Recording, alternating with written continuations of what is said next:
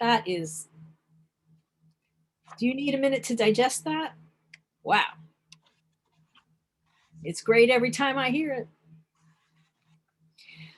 And can I tell you, I love that Amanda Gorman quotes both scripture. She quotes Micah and she quotes Hamilton, the musical Hamilton. She quotes Lin-Manuel Miranda. Actually, it's a little bit meta because Lin-Manuel Miranda in Hamilton quotes scripture, quotes the same scripture that she quoted Micah. For everyone shall sit under their own vine and fig tree. But she also says, history will have its eyes on us, right? What a prophetic voice. What a prophetic voice. And she quotes a prophet. But prophets are not limited to thousands of years ago. Prophets are not limited to scripture. They aren't just Micah and Isaiah and Jeremiah and Muhammad and the Buddha. Prophets exist now. There are prophets in every age. And this source of faith, it calls us to pay attention to those prophetic voices, to the words and deeds of prophetic people.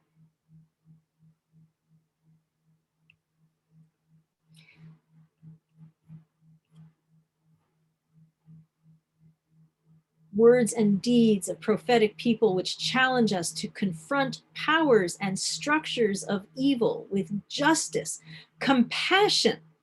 Don't forget that part. And the transforming power of love. I'm going to say it again.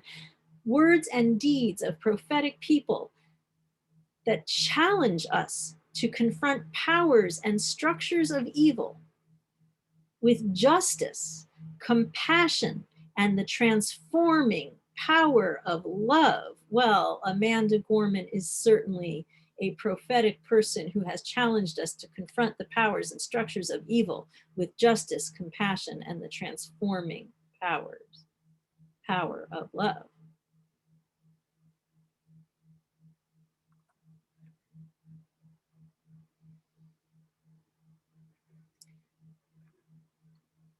If we're paying attention to these voices correctly, if we're really paying attention to these prophetic voices, this one is a hard one. This source is hard because it's not just those voices that are telling us, you're doing good there, you're on the right track. It's those voices that are challenging us. Don't say somebody ought to do something. You're somebody. Do something. My father said that to me, as I told you, since I was a little thing. Now, can I tell you that once I became a foster parent and I was having all of these children in my house, and I was visiting him one time, and he said to me, "You took me very seriously." Yeah, Dad, I did. That's what you told me, you know.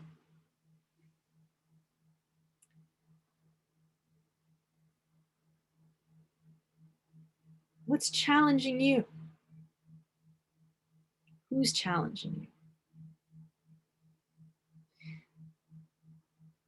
Moncure Conway was a Unitarian minister. This was way before the merger. This was in the 1860s during the Civil War.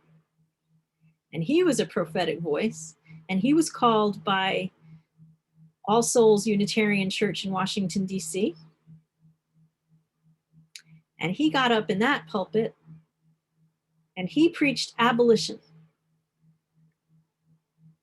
Now, if you're not familiar with All Souls in Washington, D.C., one of the things you should know is that one of the founding members was John C. Calhoun, one of the worst vice presidents of all time.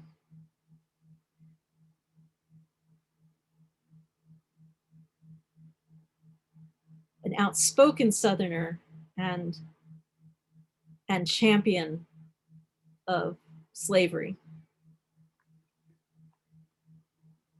And Monsieur Conway did not last long in that pulpit. He was chased out of town. He was certainly chased out of the church. But his was a prophetic voice of the time. He challenged those people. They weren't all ready to hear it.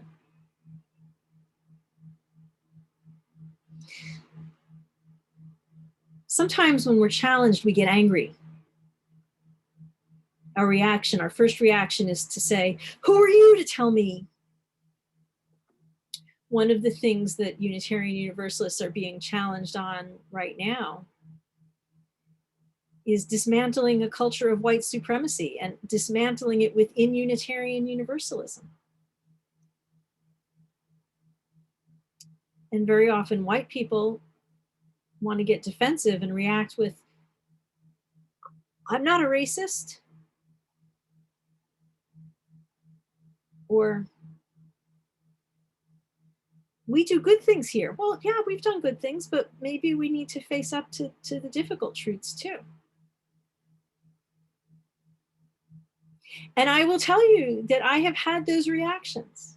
I can remember being challenged in my home congregation and a general assembly and saying, that's not me.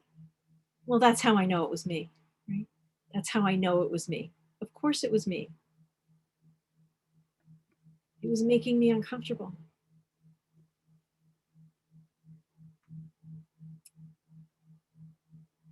So who are the prophetic voices that challenge you?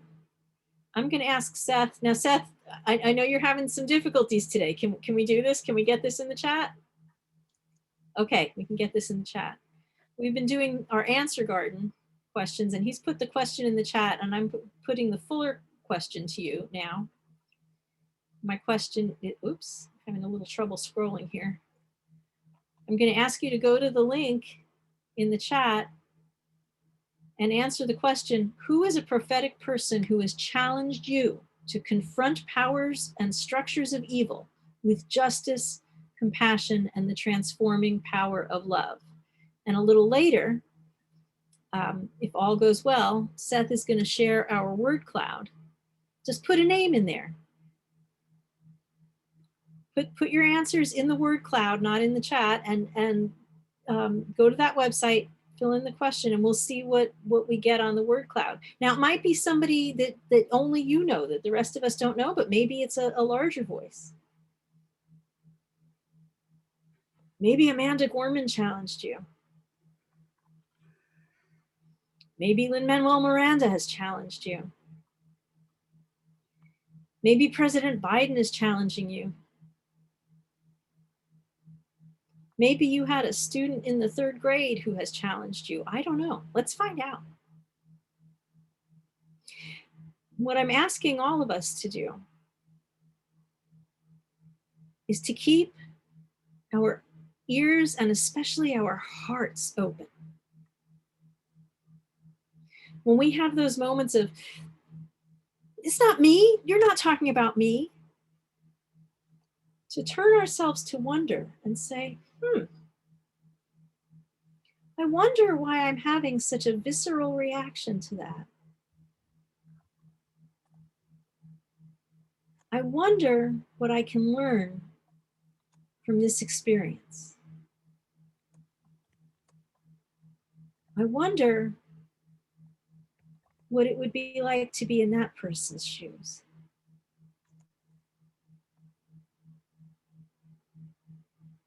And maybe we can be transformed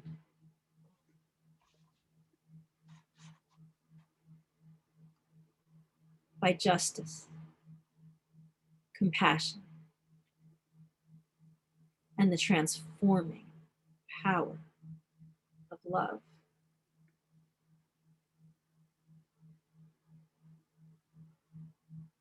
Namaste.